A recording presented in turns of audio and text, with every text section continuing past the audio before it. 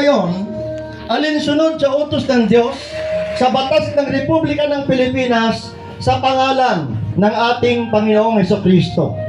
Ang pinagsama ng Diyos, huwag paghiwalayin ng sinumang tao.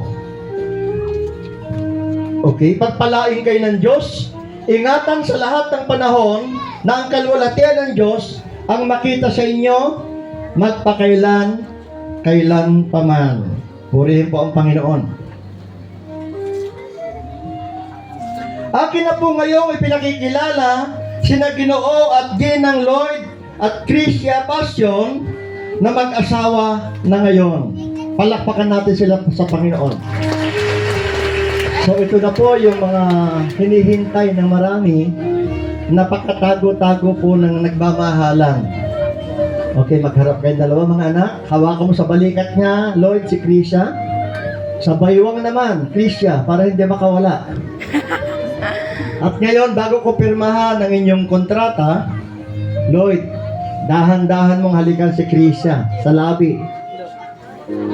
Oh, sandali lang. May kondisyon. 3 minutes.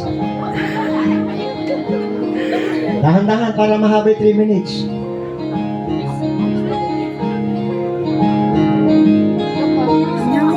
Okay na? Ayan na. Nakuha na ko lahat. Okay. Palakpakan natin sila sa Panginoon. Okay.